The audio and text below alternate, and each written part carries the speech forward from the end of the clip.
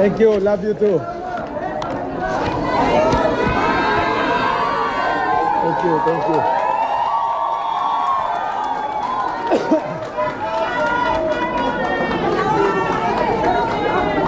Thank you. Magandang... saan ba ako dito?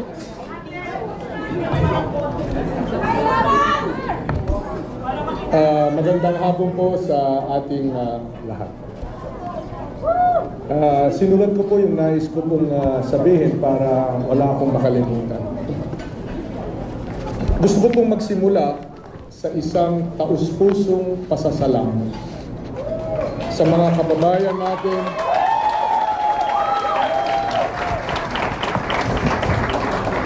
kababayan natin na kumaway, nakipagkamay at kumupkop sa amin ni Lenny nang bumisita kami sa inyong mga lugar.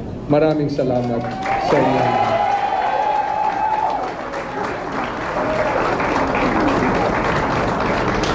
Sa mga nagtiwala, hindi lang sa akin, pero pati na rin sa mga prinsipyo na ipinaglaban natin. Maraming salamat.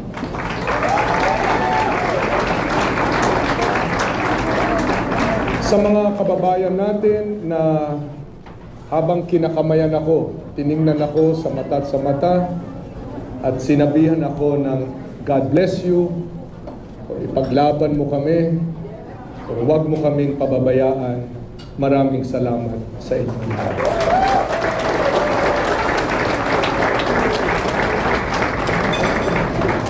Salamat kay Pangulong Noynoy Aquino at sa kanyang pamilya, sa ating partido, Partido Liberal, at sa kanyang mga kaalyadong partido. Salamat sa mga CSOs, mga NGOs, sa silent majority.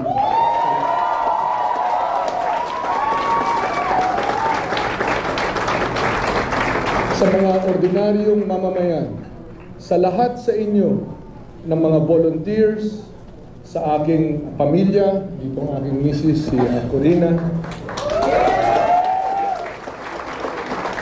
sa ating mga kaibigan, sa lahat po na tumayo, to all of you who took up the cudgels, who shared in our aspirations, na nakasama kong tumayo, maraming salamat sa inyong lahat.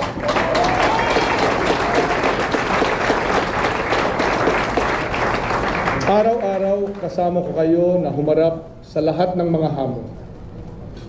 Alam ko na marami sa inyo stuck your necks out sa laban na ito. Pero sa kabila ng lahat, hindi kayo bumitaw.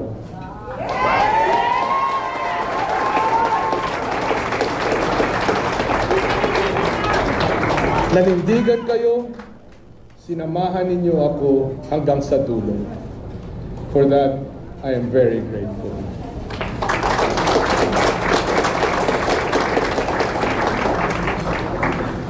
Ngayon, hindi pa tapos ang laban ni Lenny.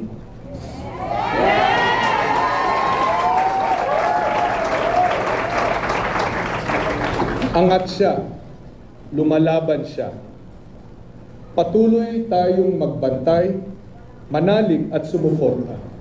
Siguraduhin natin na mabibilang ng tama ang kanyang boto.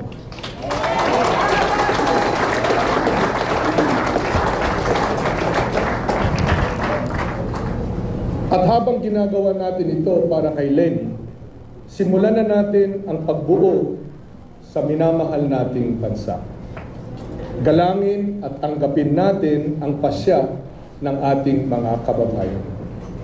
Ayon sa unofficial count ng COMELEC, malinaw na si Mayor Rodrigo Duterte ang magiging susunod na Pangulo ng Republika ng Pilipinas. Digong, I wish you success.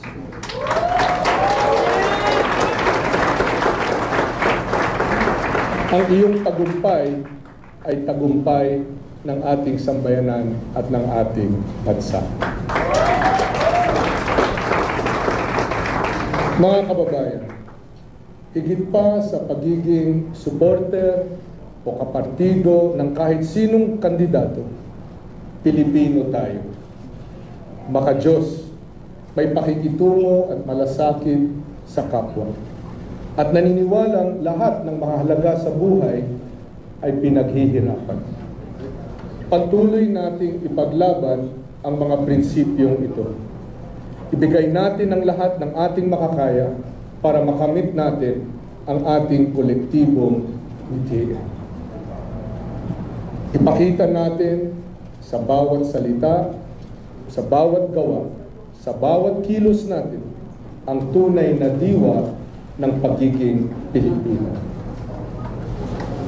I read somewhere that it is not the battle nor the conquest that we remember most, but the soldier who stood beside us, na tumutuo sa atin, who we treasure the most.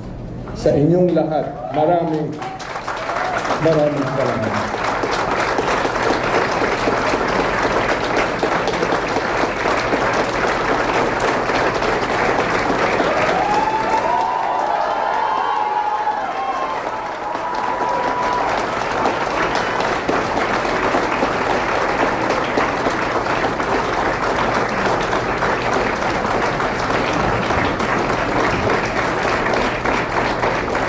Hindi ko po kayo makakalimutan.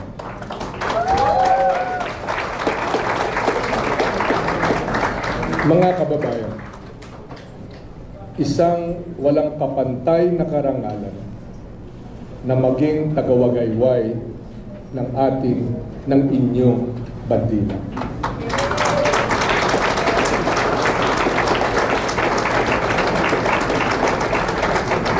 To have carried our flag, to have fought the good fight, to have kept the faith, to have finished the race. Maraming salamat sa inyong lahat.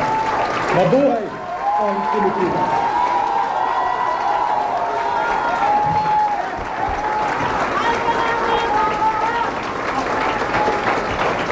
I love you all. No.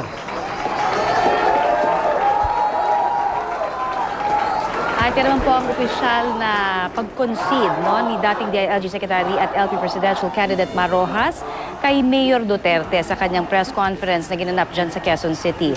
Ayon kay Roxas, malinaw, base po daw sa COMELEC unofficial count na si Mayor Duterte ang magiging susunod na presidente.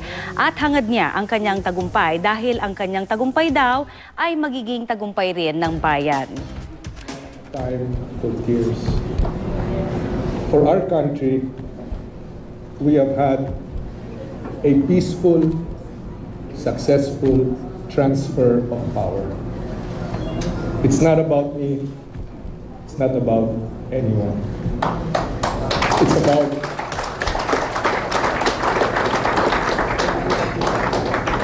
how we love our country and how we do all that we can for her. She's the only one we have. Maraming salamat po.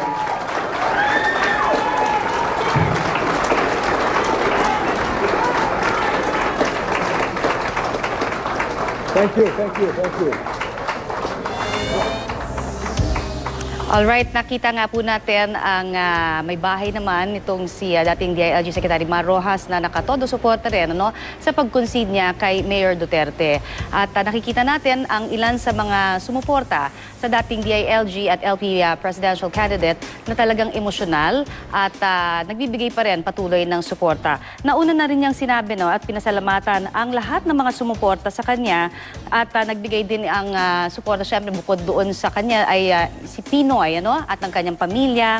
Nagbigay tiwala daw sa mga prinsipyo na kanyang ipinaglaban at higit sa lahat, nagpasalamat siya sa mga ordinaryong mamamayan na patuloy pa rin na naniniwala sa kanya. Kahit pa ay talagang sinasabi niya na talagang si Mayor Duterte ang magiging susunod na presidente ng bansa. Pero pinaalalahanan din niya na hindi pa tapos ang laban ni Leni. Kung kaya dapat daw na mabilang ng tama ang boto nito at patuloy pa rin ang pagbabantay na gagawin ng kanilang kampo para kay Leni Robredo.